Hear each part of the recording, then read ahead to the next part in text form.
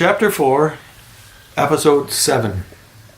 Professor Johnson sat at his desk in the front of the of the small lecture hall and watched the students come in one after the other.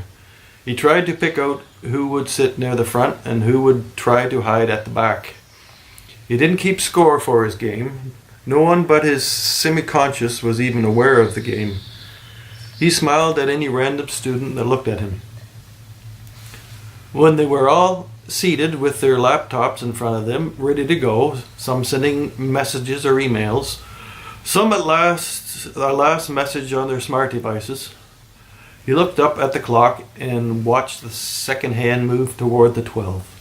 He wondered how old the clock was for a few seconds and looked back at the first year students. Close your laptops, turn off your smart devices. A few looked up from their laptops. Close your laptops and put them away. This is a creative writing course, not a creative typing course. You can type your assignments after you write them. Actual handwriting is part of the learning process here. We are practicing the use of sensory deprivation, just paper and pen. There is a reason for it. It limits distractions. Most importantly, it leaves you naked in front of an untold story. Words are your only purpose. You force your imagination. 10 years ago, you didn't need imagination. Schools killed that, so you become obedient workers. That paradigm is dead. Software and robots are replacing unimaginative routine operations. Your imagination matters in the brave new world. To drive his point home, he picked up some paper from his desk. They were printed on one side, but the other side was blank. He walked to the front row of the lecture theater and stood in front of a young woman. The young woman understood the paper law and closed her laptop, put it in her bag, and found a pen. Professor Johnson gave her a few sheets of paper. Then he stood in front of the next desk and waited. The young man wanted to resist. He looked at the young woman beside him. She shrugged as if to say, "It will likely be all right." The third student was critical mass. After that, the rest of the students managed to accept this odd demand from the professor. Had he missed the digital age? How many people need to borrow a pen? After everyone had a pen, he stood in front of his desk. Writing papers is something you will all have to do at university. If you don't want to piss off your professors, you need to know how to convey your thoughts and discoveries so that they are readable. Understandable. This may sound simple enough, but it is a very big problem. If you can't explain what you know, nobody will know what you want them to know. Learning to write isn't an option. Unless you came to play basketball, you won't get far without a command of your language. You people are the ones going out there in this crazy world. Make yourself clear. You can graduate without being a good writer. You can't get much done without some writing skills. He looked at the young woman in the third row. He wasn't certain, but he didn't remember seeing her put away a computer. She had a pad of paper, actually a book of paper, with no words or lines. That got his fantasy going. Someone prepared to write on paper. He had never seen it before, and she was beautiful. She didn't really fit the student stereotype. He hadn't noticed her come into the class. She didn't really hide her appearance, she just made no show of it. At first glance, she looked like anyone else that might go unnoticed. But when she looked at you, wow, he thought. The professor wasn't surprised at his unprofessional fantasies. He was usually practically impervious after a few classes. It was just when a new shipment came, he couldn't help but inspect the cargo. Everything is a test. This test is to show me where you are with your writing. For this course, there is no need to worry about correct answers. You are free to be wrong with a vengeance if you feel so inclined. Make a logical argument. Make clear to the point explanations. Common sense. Write so that someone who doesn't know what you are talking about will understand. That's me. Assume not that I know. There is a lot of stuff I don't know. Make it clear. Write your name on the page, and if you need a second page, also write your name. He wrote on a blackboard with chalk a question every 3 or 5 minutes, as soon as he thought of one. Number 1. How or why did mankind go from polytheism to monotheism?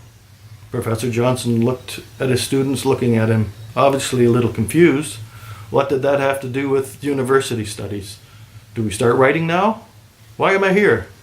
Okay, aside from Hindu, and you can argue Christianity is really a triumvirate. Take whatever angle you want. And if you don't care for the question, skip it, just start writing. Here's another question. How do the few manage to make slavery preferable to freedom? How much freedom is possible?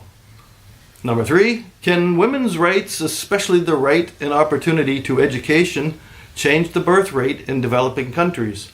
How important is electricity for women's rights? Number 4, is an orange orange because it is orange, or is orange orange because it is the color of an orange? Number 5, should we impeach the president or just shoot him? Hypothetical. Any president. There were a few giggles. The current president was typical of his party. Buffoon. Number 6, a quick summary of evolution starting at the Big Bang or any time after that. Number 7, why you feel none of these questions are appropriate. Don't fret about spelling in class. Get words down. Professor Johnson wandered up the steps and around the students, answering a few questions. Yes, good question. Censorship is censored in this class. Free speech is not just your right when it's your right. It is your responsibility to protect it. Fuck any political correctness. Say what you want to say. Having said that, hate really doesn't help anyone. No one likes reading it other than hateful people. Those people are usually ignorant people. Educated people need be better than that. You have to be the leaders.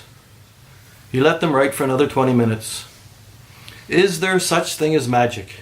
Yes and no, at the same time. The laws of physics are fairly set. Without a rabbit, you can't pull a rabbit out of a hat. That is just a trick. Magic is sometimes attributed to mastery.